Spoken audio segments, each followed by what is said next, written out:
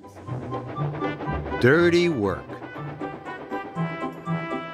James is a shiny red engine. He always likes to look his best.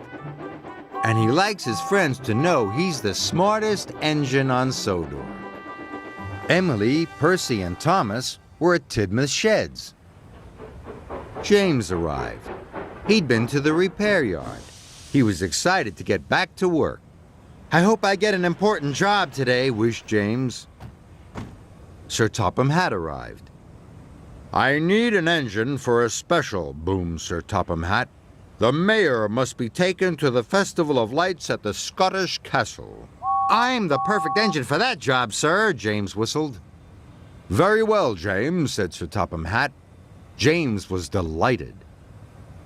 "Thomas, Emily, and Percy," added Sir Topham Hatt. "If you finish your jobs in time, you can all go to the festival too." "I can't wait to see the festival," peeped Percy. "Neither can I," wished Emily. "You'll be the star of the show, James," tooted Thomas. That made James very happy. He couldn't wait to make a grand entrance. "We have lots of jobs to do first," peeped Percy. "You don't have anything to do all day, James," wished Emily. "Can you help us?" "Me?" snorted James. "I can't help. It's much more important for me to look really smart when I arrive with my important passenger." And James puffed proudly away to the washdown.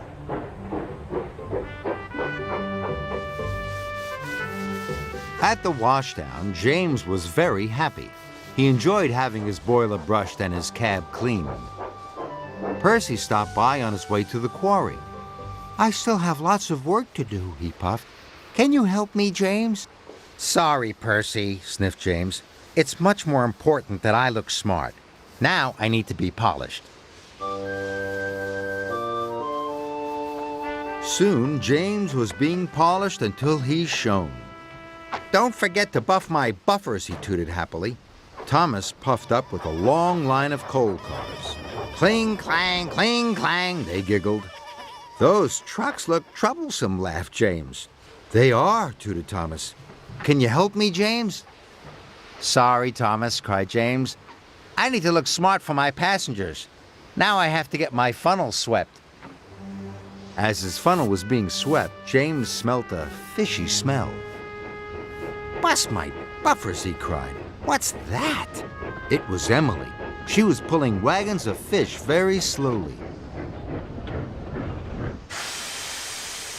"These are very heavy. Can you help me, James?" she puffed. "Sorry. I need to have some special flags fitted," sniffed James. At last, James was ready.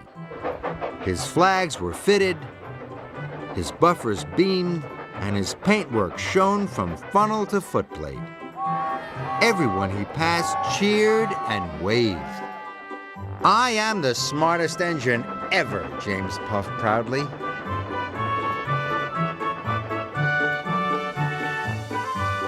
On the way to collect the mayor, James passed the Scottish Castle. It looked wonderful. Everything was ready for the festival, and Sir Topham Hatt was waiting, but there were no engines. James was surprised. "Where are Thomas and Percy and Emily?"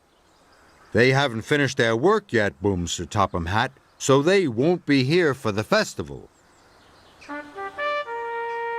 James felt terrible. "I must help my friends. Otherwise, they won't be here to see me be the star of the show."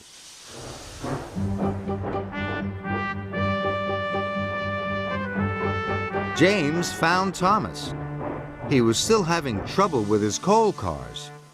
"I'm going to miss the festival," he sighed sadly. "No, you're not," puffed James, "because I'm going to help you."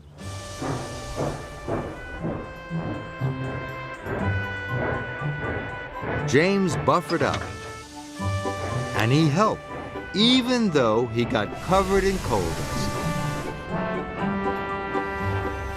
Next, James found Percy in the quarry. Percy was struggling to pull the quarry cars. "I'm going to miss the festival," Percy sighed sadly.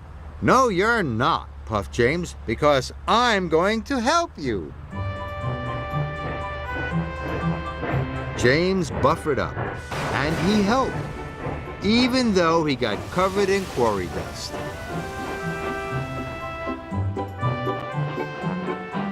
Then James found Emily at the junction. "I can't pull the fish wagons any further, James. They are too heavy. I'm going to miss the festival," she sighed sadly. "No, you're not," puffed James, "because I'm going to help you." And James did, even though he knew he would be covered in smelly fish.